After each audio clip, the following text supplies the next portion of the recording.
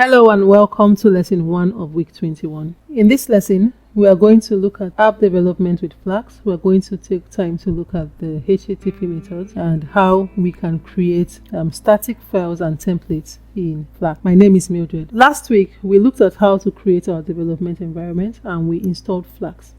And just for recap, we said we create a directory or a folder in any directory of your choice, and then you go into that folder, create a virtual environment, activate the environment, and install Flask within that environment. On every new day, you want to make sure that your environment is activated before you start. And on Mac, I'm going to use .venv, which is the name of my virtual environment, /bin/activate, and then my environment is activated. Once we get the environment activated like this, we want to now start doing our work for the day. I want to start my server, but before I do, I want us to recreate the file we did in the last lesson. We said that we want to import Flask from Flask, import Flask, and then when we do that, we want to say app is equal to Flask name. We want to define the route, and we want to define a function called index, and we want to return hello world.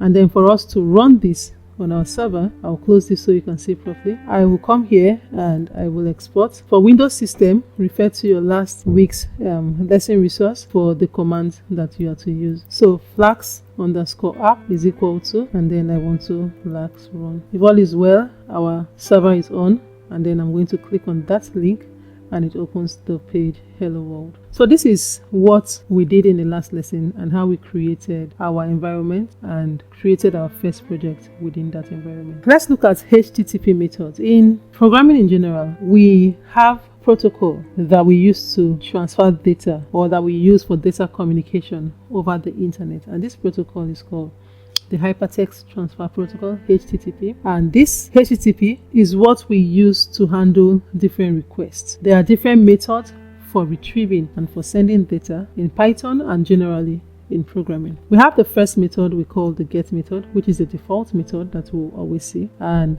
we use it to retrieve information. That information is not sensitive. We can cache this information. It can be bookmarked. If we don't specify a method, the get method is used by default. We have a method called post, which is like the get, only that we transfer sensitive information that is not displayed in the browser. It is not cached. It cannot be bookmarked. We have another method called head, and the head is like the get, is just without a response body. We have a put, and put replaces the current representation of a target resource with any new content or uploaded content. And we have the delete, and what we use the delete to do is to delete all current representations of the target resource given by the URL. So we can research more methods. What we are going to use more commonly in this lesson is the get and the post HTTP method. When we use Flask, we can provide this method in the route decorator. Let's say we want to create a route for login, for instance. For us to be able to use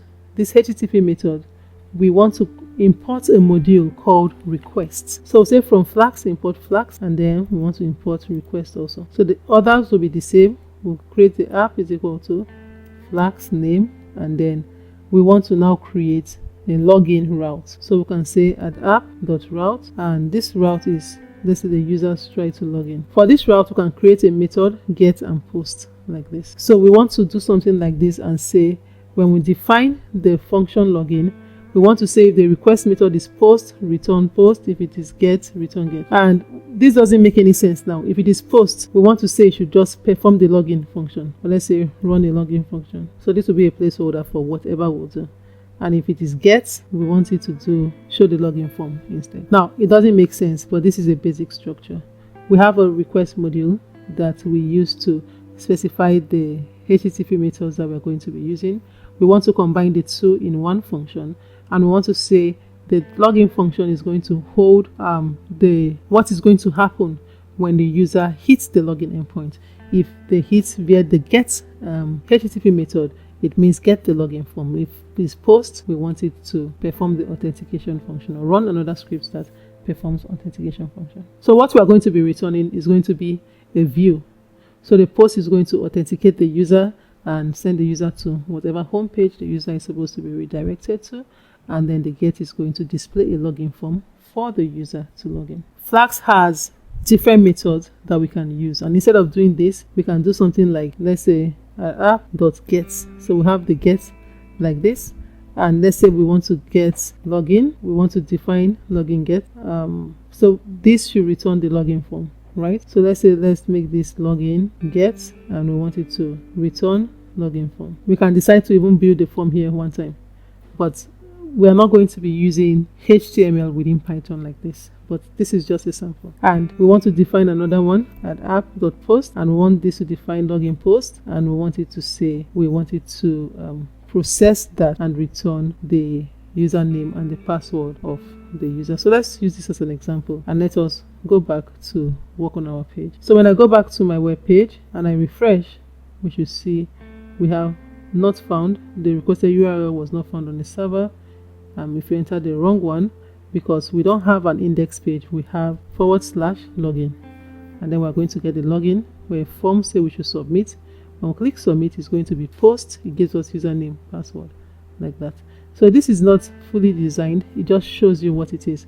But as a placeholder, to not get you confused, I'm going to tell it to just return, let's say to return the login form. So let's do login form, and here we want it to do something, return post. Okay, so this is the placeholder. What we are going to return is going to be a view. So when the user tries to get the login form, it gives them the form. When the user tries to submit the form, we want it to redirect to the home page if the authentication is correctly done.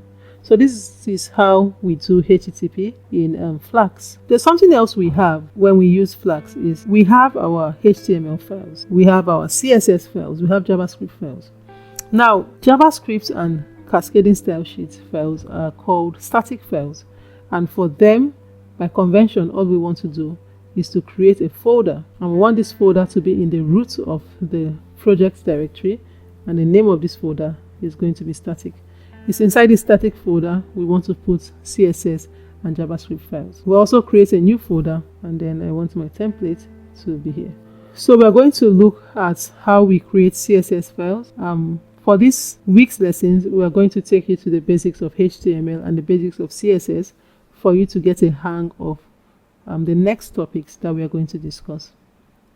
And so once we understand CSS and JavaScript, we are going to put our script here, and then for the template, we are going to design HTML forms here. Let's give an example. Let's say we want to actually have a login form, or just any basic form, but let's say we want to have a login form and we want to make it an HTML file here. So within the template, I'm going to create a new file, and I'll call this index.html or login.html, for instance. Now I have a login.html page here. What I'll do is to design a basic HTML page. For those who have not done course 1 or have no experience with HTML and CSS, this is where you want to review the HTML and CSS lessons that accompany this lesson. So I'm going to close HTML, and then within here I'll define the head and the body. So I can just define normal HTML code, head and body, or I can use the Ginger templating way of doing this, and we're going to look at Ginger in the next lesson.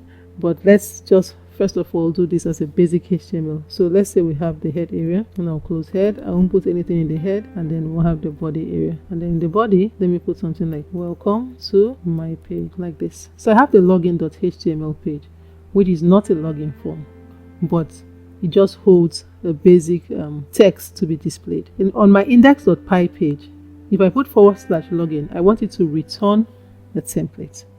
Now, whenever you are now serving templates from the template folder, we can now use a module called render template to be able to render this. And so we want to import that module called render template. So we have request. We're not using it right now, so I'm going to put render template like this. Now we have the render template module imported, and I want to return here render template, return, and then I'm rendering the login.html file. By default, Flask looks for a templates folder and takes in the login.html from the template. So you don't have to specify the template folder, because it is already in the root directory, and this is where Flask looks for it by default. And so when I go to /login, it is going to render that login.html and print welcome to my page. And so let's do that. I'm going to go back to my browser and then make sure that the route that we defined is what we are looking for. We don't have a home route, and so it will not be found.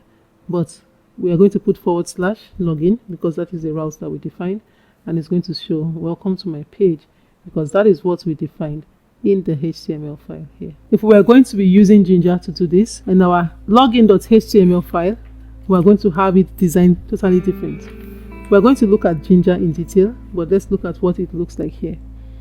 Let's say we have the title tag. Let's say title. The title is, let's say, welcome to my page. And then we have the normal Ginger syntax of writing an expression.